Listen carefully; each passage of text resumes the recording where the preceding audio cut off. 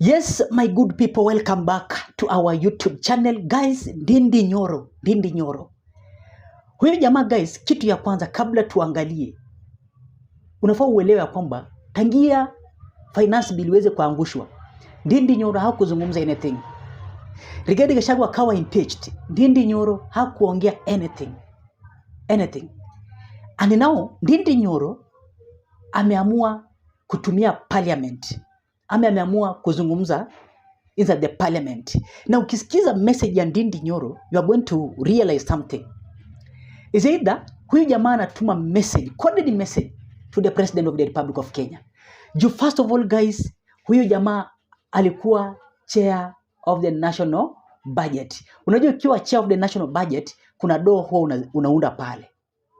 Hiyo ndo ilikuwa plan ya William Ruto wakati ambapo alikuwa anampatia hiyo kazi kano na member of parliament. So ukiwa MP, ukiwa chairman of the national budget, kuna doo utakuwa unaziunda mingi zaidi. Na William Ruto believed that huyu jamaa kuna uwezekano ya kwamba in 2032 anaweza fanya nini? Anaweza muendorse ili awe rais wa Jamhuri la Kenya. William Ruto believed it. But no, wakati ambapo William Ruto aliamua kuchukua na shughuli ama nafasi ya kuanza kuimpeach Rigathi Gachagua na kupitisha finance bill.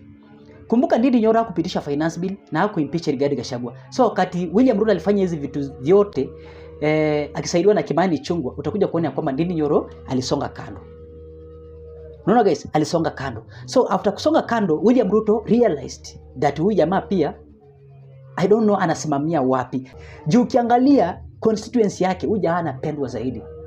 Na maendeleo huyu jamaa amefanya. Hakuna class haina tile. Kila class iko na tile.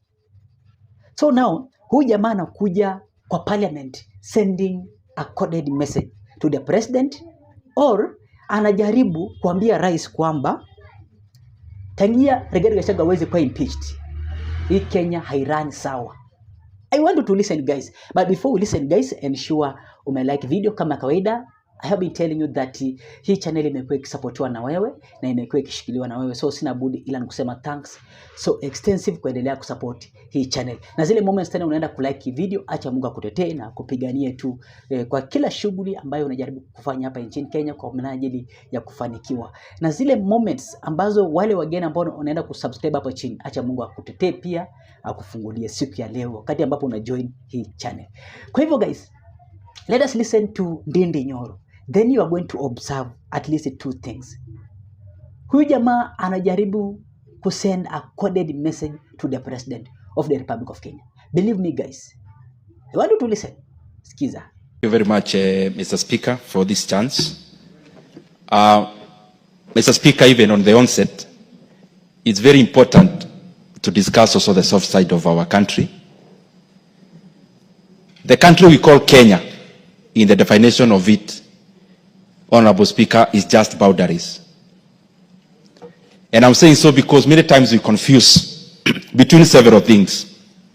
One, what is the country, the republic, the nation, the government, and the state. Honorable Speaker, what we call a country is just by the boundaries that define where Kenya lies.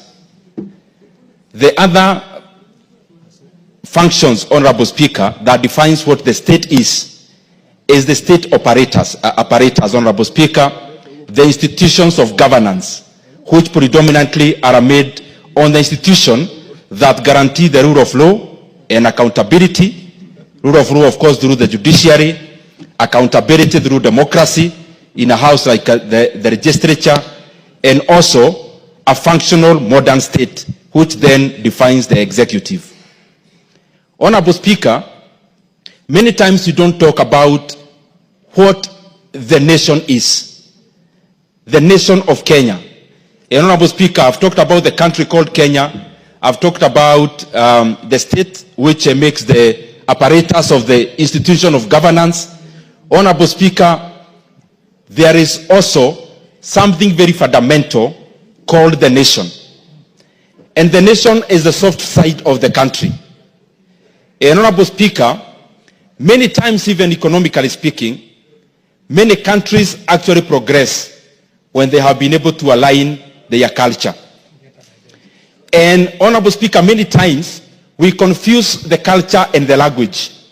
That is only one side of what we call the nation or shared identity or shared values. The soft side of the country, Honorable Speaker, encompasses and answers the question of who are we as a country, who are we as a citizenry. Honorable Speaker, one could be language, others could be shared values, others could be even our temperament, others could be our disposition as a people, because, Honorable Speaker, all these soft sides of what defines the people form what is called the culture. Honorable Speaker, in this modern era, it is beholden upon all of us, and that is why culture is always actually not static, Honorable Speaker. It is progressive and dynamic. It behoves all of us to look at the segments of our culture which then brings identities that are static. Identities, Honorable Speaker, that then brings about fault lines in the relationships of the people. And that is why many countries, Honorable Speaker, have had many people with different cultures, but they came together to find an overarching culture, a shared value across. That is why a country like Switzerland is actually more fragmented in terms of ethnicities than Kenya. But when you look at it, it is more cohesive. A country like Tanzania, Honorable Speaker, is more fragmented in terms of ethnicities.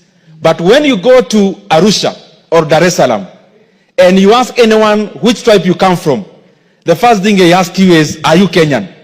And Honorable Speaker, what I'm just trying to say is that it is important progressively. It may not happen very suddenly.